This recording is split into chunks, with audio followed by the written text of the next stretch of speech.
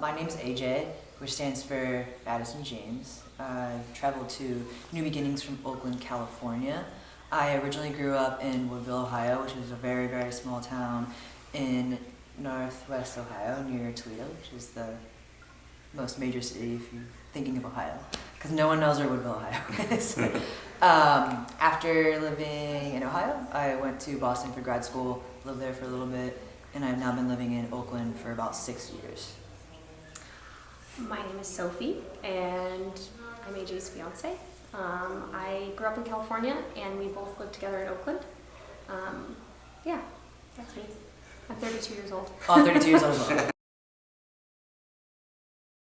I officially came out to Sophie, my sister, and more of my extended family. Gosh, when was it? I want to say May 1st. Apparently May 1st of 2015. I started tea January 22nd, 2015. Started on the Androgerm, whatever it's called, those patches. Super low dosage. And I was on that for maybe 2 months. But they're awful because they leave you with rashy patches all over you that are like ugly and uncomfortable. But that's when I began tea. And I'm now using injections at 0.5 cc.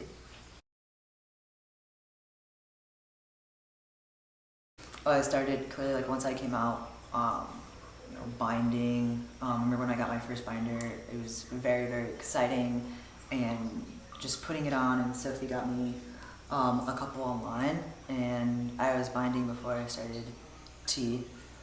And the further along that I got into my transition, and I started to like get a little bit bigger, going to the gym, weather got warmer. Just wearing a binder was very tiresome, doesn't feel good, and especially once my surgery date was posted, sometimes it just became even more annoying. Post-op feels incredible. Like, it's really indescribable, the feeling. Like, just sitting here without binder on, like with nothing on, I feel like a little bit raw and naked. But yeah, it just feels really free. I feel like complete. Like, got the bandages removed at Grandma's office and looking in the mirror, it just felt and looked very natural to me. Like, this is what it's supposed to be like. So it feels awesome. We just talked about it earlier. I think like over the last week has been kind of like a lot of feelings. The day of the surgery, it was like hard to describe. It just felt really big. It was like a lot. And so I was like pretty emotional. I'm a pretty emotional person. And then yesterday I was a mess. I was like scattered and like weird all day and like emotional and like couldn't really figure it out and like kind of had anticipated being really emotional today. Yeah. But then we woke up this morning and I was just like so happy for you and so excited to finally be here. It's been a crazy year. A lot has happened. We got engaged, you came out, like we're planning a wedding. And then this morning, just being there with you and seeing you take your bandages off was just really amazing. And it just looks totally natural. Like thinking about your body before and now, like it was completely different than the feelings I thought I would have. And it was really amazing, and I was just like laughing and smiling the whole time. They were happy tears. I'm so blessed, like, with my family. When I, came out, first, I came out as bisexual when I was like 17 to a couple people in high school. Thought that would like lessen the blow, but it just confused people more. And then I came out as lesbian when I was like 18, 19, my freshman year of college. And my parents never did anything that was unsupportive. I wouldn't say that it was like a walk in the park for them. It wasn't easy. It took a lot of time. And eventually, they did come around. I was really nervous to come out and tell them that I was trans, though. That just felt like something beyond their scope of understanding of what they had knowledge about. They're very aware of like gay, bi, lesbian, etc. and my sister's a lesbian, I have a gay uncle, I have a gay cousin. So, you know, there's a lot of queer in the family. But I really didn't know how to prep my parents for understanding what it meant to be transgender. I wasn't sure if they had ever heard of the word, if they had any concept of what that meant in terms of like, hey, there's hormones possibly, there's surgery possibly, there's a name change, there's pronouns, there's the entire social, emotional change. It's not just this physical thing, it's a complete way of navigating through the world. And that's just so big to understand as an individual when you're firsthand experiencing it, much less having your parents try to understand something. You know, they've never left Woodville, Ohio. So I was actually pretty terrified to tell them, but I knew I had to do it because I knew I wanted to start hormones. So I told them over Facebook Messenger, and I told my mother, and she said exactly, but it was just kind of like, okay, well, you know, I read your Facebook wall a lot, and you've been like posting some stuff. Like and constantly I read it, so I'm like, I think, is that what you're trying to tell me? I was like, yeah, Mom. And she said, okay. And I told her, you know, from here forward to, you know, refer to me as AJ, and that I, you know, preferred male pronouns. And she really was, I'm not gonna cry. I don't know. Like my parents and their support is unlike anything else. And I know there's a lot of other people who are not as fortunate. And I just thank God every day that my parents have supported me, have never said anything to discourage me from being who I am, to put me down. Never told me I'm confused or anything like that. So it was just great. And it was like night and day. Like just the next day, I was AJ to my mom. She doesn't mess it up. When I first came out, she messed up the pronouns a little bit, but I was like, and she would feel so bad. And I was like, honestly, Mom, like the fact that you care and you feel a little bit bad about it, I'm not upset with you. But she's been remarkable. And then I told my grandmother, which, how do you tell your almost 70-year-old grandmother you're trans? I didn't know where to begin. So I wrote her a letter, handwrote a letter, and I mailed it to her. And I asked my mom to deliver it. And my mom took a photo of my grandma reading the letter, and my grandma's like, thumbs up with the letter, just like smiles, like all smiles. And you know what, like I don't even think my grandma really gets it, but she was just like, you know what, okay, and you know, refers to me as AJ.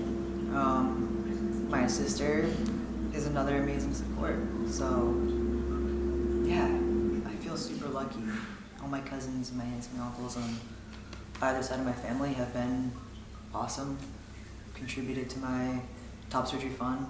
So it's really actually like, you can't get any better than that. Your mom has been amazing. She just like, she also went above and beyond. It wasn't just like, okay, I love you, I accept you, you're my son now, but like consuming tons of information, like watching like hundreds of YouTube videos and reading everything because she just like deeply wanted to understand. And I'm like really close to AJ's mom. Like I love her very dearly, and she's just like an amazing person. And she and I got to have like some quiet time during Christmas this year, and she just like so deeply wants to protect you as a mother and wants to make sure that you're happy more than anything. And she also like deeply wants to like understand your life experience, and has really gone to lengths to make sure that she can be everything that you need her to be. Yeah, it's pretty amazing. She's a great ally and a great advocate. Like she wanted to like go join the local PFLAG and just like learn more. So it's really great. She's awesome. what's great about living in California, there are so many great things about living in California. But under California law, you know, gender identity, sexual orientation is a protected class at your job. So before I came out, I talked to my supervisor about it, and there has only been one other individual who transitioned on the job. So it's the only second transgender person that they at least know of who has worked for Seneca. And my boss was super supportive. I'm an assistant principal at a school, so I work with K through 12th grade students. So I was terrified to, you know, I just felt like it'd be one thing to transition if I had an office job, I work around other adults, you know, people who have the ability to understand something. You can have like a very scientific, logical, emotional explanation with an adult, most adults. But, you know, transitioning in front of 100 kids was freaking terrifying, as well as with like families who had known me previously under my birth name and using female pronouns. I wasn't sure how people would react. I was really scared. Thankfully, when I came out to the rest of my administrative team, they were all very supportive. I came out to the rest of my site at my school. They were all supportive. And that was last July. And they all know that like I'm on hormones and I'm transitioning. Not all of them know that I got surgery. But they've been great. I got my placard changed at work to say AJ assistant principal. I got my new name cards, and that just my email address was changed immediately. HR was effective and quick about it, so I felt very supportive. His boss is also amazing. My boss is like awesome. Amazing. And I felt like it's just built a lot more awareness. I participated in different like meetings at work to kind of explain my emotional process to people at work and how they can best support me. And it was a great exercise in vulnerability for me as a leader to talk to the teachers who I supervise, the staff members who work in the classroom, what it means to me to like make sure that you're using my pronouns and using my name. And a couple people have come to me individually and just said like thank you so much for sharing and being vulnerable. Like, this is awesome. Like I don't know that much about, you know, what it means to be transgender, and this is really eye-opening. So thank you for being vulnerable and helping to educate us. So every day gets a little bit better. It was hard at first, but every day does get a little better. I feel in terms of like stealth, it's kind of like, is it an either or? You know, a lot of people know that I'm trans, like who I work with. If I meet somebody, you know, new, if I'm out in a queer space, I feel comfortable letting people know that I'm trans because I know it's safe. If I were to be in a different group of people, and I don't know them, I don't know how they react to that or feel about it, or if I feel like I'm going to be bombarded with like inappropriate questions, I would prefer to just be seen as like, you know, any other guy. It's not something that I hide, but it's also not something that I'm just going to come out and, hi, I'm AJ, I'm trans, I'm 32. It's not like saying I'm trans isn't like really part of my elevator pitch when I introduce myself. Just like saying you're gay wasn't either. Yeah, I kind of felt like when I identified as lesbian, there wasn't anything I really had to say. It was like, look at me, duh. But yeah, I guess I would just say I would exist somewhere in the middle, traveling across the United States depending where I am. It's not anything that I think I would disclose. I think a lot of it sometimes has to do with safety, at least for me.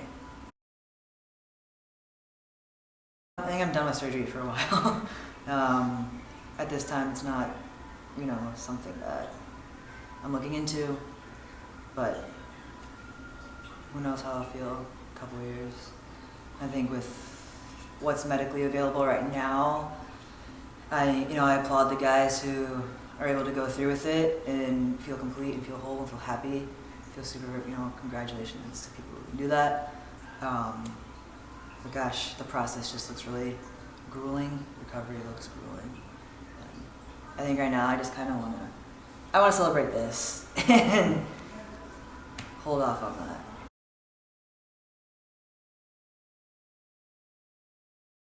Interestingly enough, at the pre-op visit, I was much more nervous. I think just because there was like sitting in that room and waiting for like all the unknowns, and then getting in there, having Garamoni kind of look at my chest, size me up, and be like, it's gonna be like this, and that. And it's like, okay, all right, like I met you. You're the one who's gonna be slicing and dicing, so to speak. Cool. You're calm, confident. All right, we're going in. Surgery day. So I had to be there at 10. Surgery was scheduled for 12. They took me back at 12.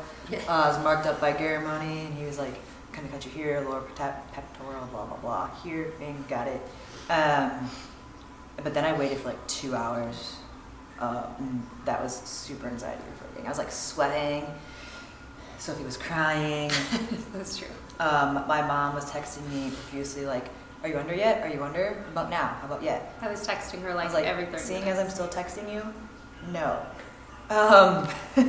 She even was. She was. She was like, tell Carmoni I would like updates during surgery. She was a trip. And then the last thing I remember was them like this mask thing coming toward me, and they're like said something, and then boom, I woke up and it was tough. The week of recovery, I felt good, like especially like staying here, getting to hang out with you threes. It was great. It made it fun, and I felt safe. I felt calm, so I felt like any kind of emotion that I may have been experiencing, I could just experience it in a place that was safe. I felt like if there was any kind of complication, I wasn't worried about there being one, but I knew if there was one, that Leland and Bonnie would know what to do, and that made me feel safe. And just having someone to Just ask. having someone to ask was a little security blanket during that period of recovery. Day 1 and 2, I was pretty tired. I was like juiced because it had just happened. I felt like I was running on adrenaline. Like went for a walk down the road with the dog as soon as I came back, and then I came home and I felt like I ran a marathon. I slept a lot. Woke up, would eat, go back to sleep, wake up, eat. I felt like a baby. And Sophie took really great care of me, made sure that I wasn't overusing my arms, stretching, bending, slept in the bed, slept in the recliner. Got to have great cooked meals. Felt like recovery was as anticipated. Wasn't bad. Didn't feel like I was in much pain. Scale 1 to 10, maybe out of 3. I think the first day was, in terms of pain, was the day that you had the hardest time. But then after that, kind of pretty steady. Yeah, you just get used to moving awkwardly, and once you kind of get your technique down, it's cool. We had a good method. Yeah, fine. There were a lot of memories, so I'm going to name more than one. Favorite one? I really liked when we all went to Planet Fitness and got to work out together. That was a definite highlight. Pre-surgery. Pre-surgery, clearly. But going to Planet Fitness and working out was a lot of fun. Other memories, we took 2 of the other guys to the beach one day. So we went to Hollywood Beach. That was a lot of fun. Going to Dairy Queen and getting out of the house like this, getting a blizzard was fun. Cooking meals together. Easter dinner together. Early before surgery, we went around with Jeffrey and he killed it. Left us in the dust. That was fun. It was really pretty. It was pretty. Movie nights at the house really just hanging out and being able to form friendships, like overall, was really great. A lot of many lasting memories. The guys always just being funny and saying "damn it, Jeffrey." When I got my one moment to say "damn it, Jeffrey," it like just slid right in. It was awesome. What about you, Sophie? Favorite memory. I'm not sure. I just loved how much everyone loved Landon. She's been here with us and such a love bug, and everyone loves Landon, so that made me smile. And honestly, I'm gonna miss you guys a lot. It's been really nice to just like be around other people like us, and when Mason and Brandy were here, like we don't really have any other couple friends that are like us, so it was really amazing to not only be with another queer couple that's like us, but like also someone that has like gone through the same thing right now, and just being in a really inclusive space with other trans guys has really been awesome for me too. That was been incredible. I don't have this back in Oakland. So I guess that's not one memory, but just something that But I take. a feeling that I get to take away. I would encourage anyone who is going to have top surgery in Florida in the future to get a hold of guys or Leland at NBR and stay here, because you get to meet people and you get to be comfortable while you are recovering. So I 110% recommend it. I kind of said this, in the other interview that we did, but as soon as we walked in the door, I honestly could not imagine having done this not having been here. Like being in a hotel would have been Awful. It would have been awful. And it just felt You're not bored. so You're not comfortable. bored. And at home, and like we had our little pooch. And it was just, it just felt like home and safe and comfortable, and like with people that knew what was going on and people to talk to. People who are excited for you. Yeah, and also he was sleeping a lot, so I wasn't like milling around like other people to like talk to and spend time with. It was really great. It was really great. I already gave a plug in my Partners of Trans group on Facebook. Told everyone, don't do anything else. So I guess that's it for us. That's it.